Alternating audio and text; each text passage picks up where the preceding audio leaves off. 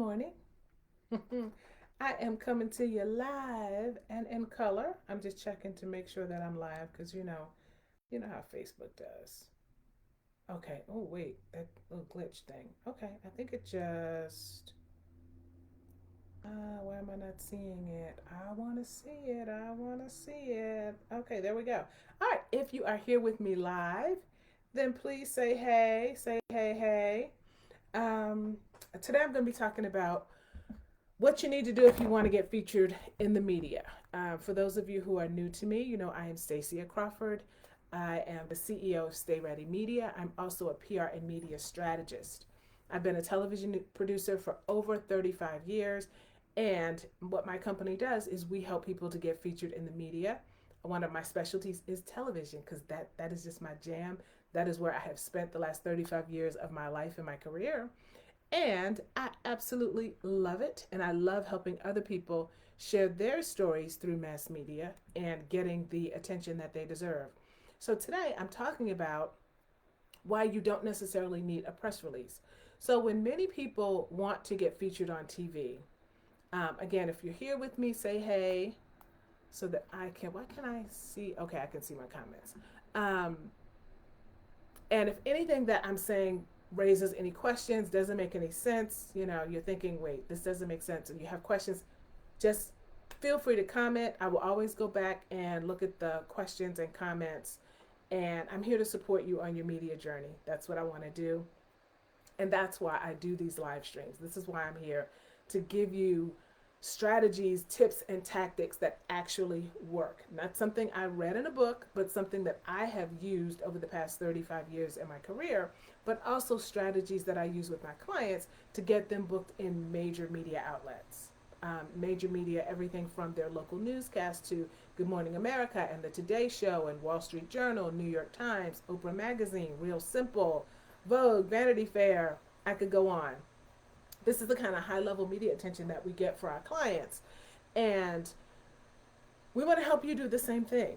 So, one of the things that I want you to understand, a lot of times when people want to get featured in the media, they immediately say, I want to go do a press release. So, if you are compelled to write a press release every time you think that you are doing something quote unquote newsworthy, and I put that in air quotes, I want you to stop it. Stop it. Because the press release is, for most people, it's not what you think it is, and it's not going to do what you think it's going to do for you. When you think of a press release, you are announcing something to the world, to the journalists, that this is something that is important, that is necessary for their audience. And if it's not, it's landing in an inbox with a million other emails, basically. That's what happens. So let's talk about press releases, why people are doing it wrong, and what you need to do instead. So you really need to stop press releases because the main reason is it's basically a waste of your time. I'm going to tell you what you can do instead. And let me see, I love tech, but oh boy, okay. I'm going to tell you what you can do instead. That's going to be a much more effective way to get you featured in the media. Okay. So one of the first mistakes that people make is they rush to write a press release because they got a new CEO or CFO, or they won an award. Maybe you opened a new location for your brick and mortar business, or you wrote a book, or you're hosting an event. Those are all magnificent and they're great. But you have to think about when you are writing a press release, what you're basically doing is you are sharing this information with a journalist, with a reporter, in the hopes that they will share it to their larger audience.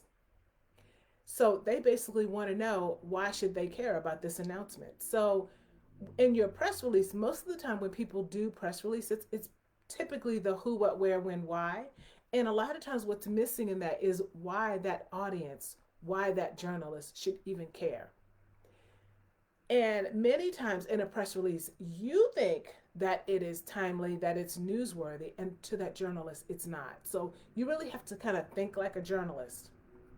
And we're going to talk about exactly what it is that those journalists are looking for and how you can actually give them what they want.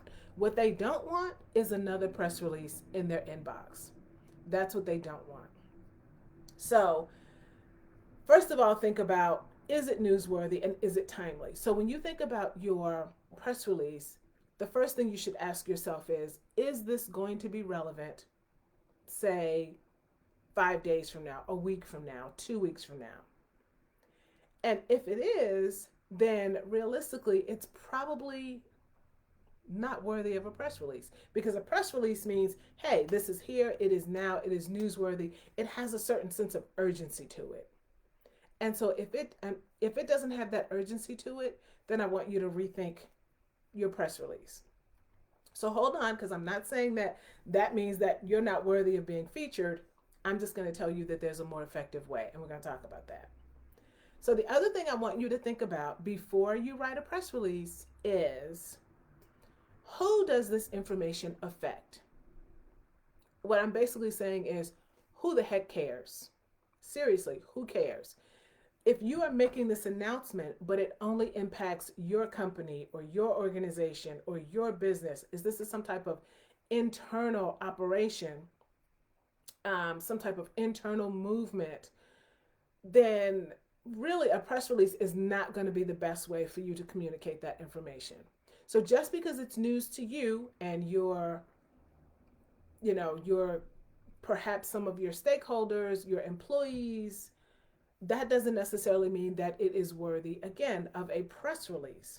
So a press release is really better if you are going to use it to disseminate information that is going to ultimately affect your larger audience, the mass, that mass audience, particularly your customers, your key stakeholders,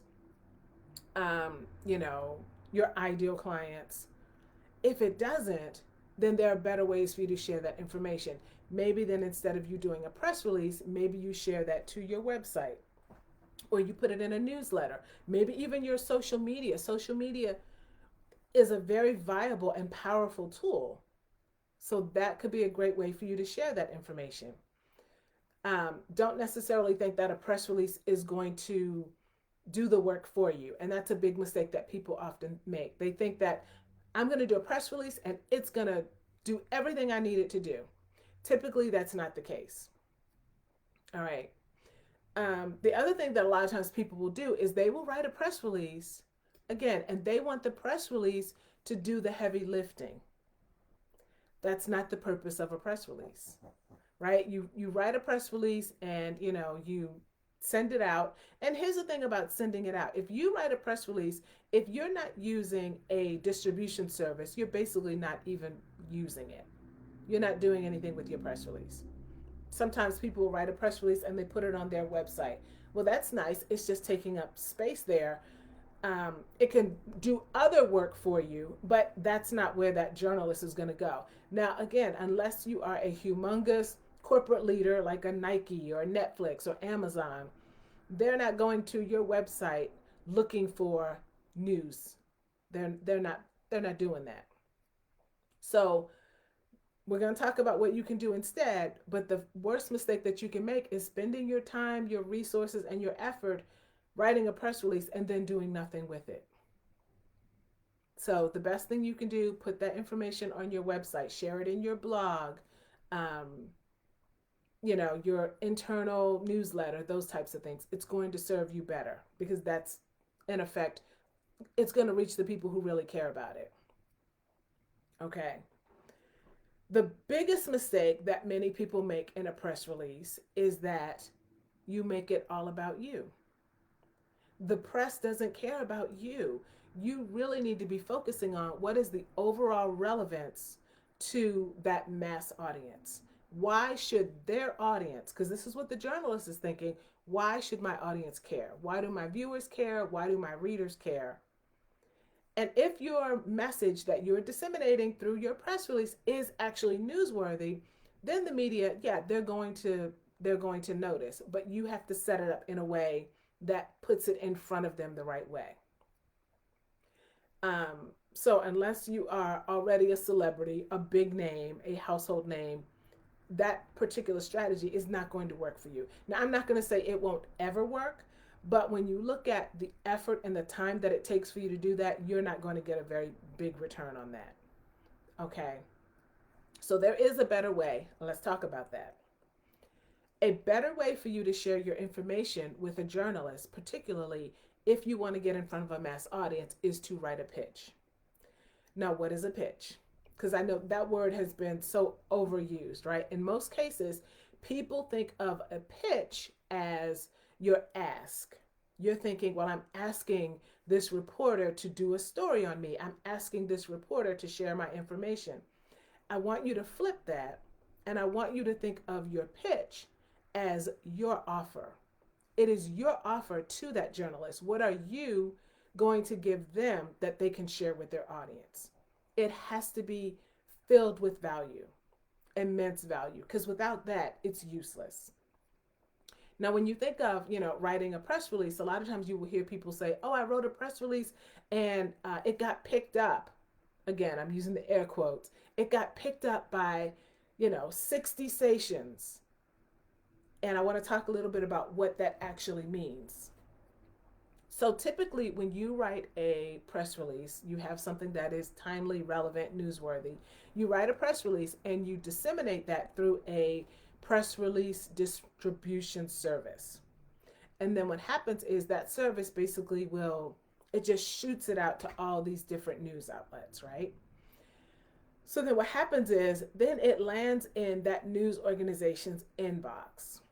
If it is a story that is, it may be interesting or, something that an audience might care about, then what they're going to do is they basically take that press release word for word exactly as you've written it, and they put it on an obscure website. And so unless somebody knows exactly where to go to look for that information, it's not going to be seen by many people.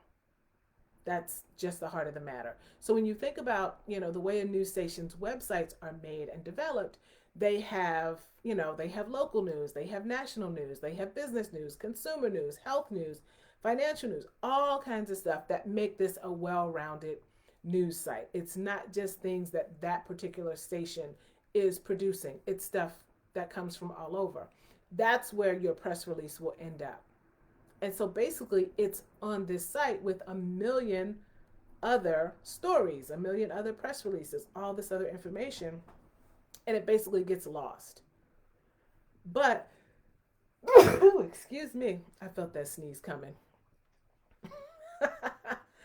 But when you write a pitch, again, this is your offer, right? What is the story that you are offering to a journalist? That goes directly to the journalist that is interested in that story. It doesn't get just buried in a website. What you want to do in your pitch is you literally want to paint a picture for the journalist of what you are offering to that audience. To give you an example, say you are a parenting expert and you write a pitch, and in that pitch you're saying, I basically want to come into the studio and I want to give your audience some tips on how to plan for a productive school year, right? It's back to school time, how to start, prepare for the first week of school without all the hassle, hustle and bustle and the chaos. Now, instantly, they're like, oh my gosh, this is great because it's timely, because it's back to school. We're giving people actionable steps. We're giving them real value that they can actually picture, and they can see how that's going to look in front of their audience, whether it's a written article that they're going to write, or they're going to send a reporter to talk to you with a camera, or they're going to invite you in studio. So many different ways you can do it. But when you're writing that pitch, you actually want to do the heavy lifting for them. Don't leave it up to them to decide how they want to do the story, because when you do that, again, you're making more work for them. And they're already busy. They're doing so many things. Those producers are, they got to work with reporters. They got to write stories. They got to make graphics. They got to edit. They're doing a million things. And the one thing that they don't want to do is now have to sit here and produce your segment. You want to help them do that. You want to paint that picture. That's basically what producing the story is. It's painting the picture of what is it going to look like. What exactly are you offering? And to be clear about that. Sometimes what people will do, and they call it a pitch, is they'll send an email and say, well, hey, yeah, I'm a parenting coach, and if you're ever looking for somebody, to talk about parenting issues, here's my number and my email. That is not a pitch. Again, that is a waste of your time. In a pitch, you really want to be as specific and as literal as possible in what you're offering to that audience. That is what's going to get a journalist's attention. Not a press release, but an actual written pitch. Because when you do that, when you send a press release, even if it gets picked up, okay, now it's just word for words of a press release that you wrote. But when you get to sit down with a reporter, you get to go into a station and have a conversation with a host. Now that's your face on TV. Now that's your voice that's being shared. That's your narrative. How much more powerful is that? So ultimately, that is what you want, not just a press release being picked up. Okay. And you want this information to go where people can find it. So now you're going to be live on the broadcast. You're going to be on their digital channels. You're going to be on their website. Not just your press release, but your face, your voice, your message. So much more effective and so much more powerful. So I want you to think in terms of ditching the press release, write a pitch instead.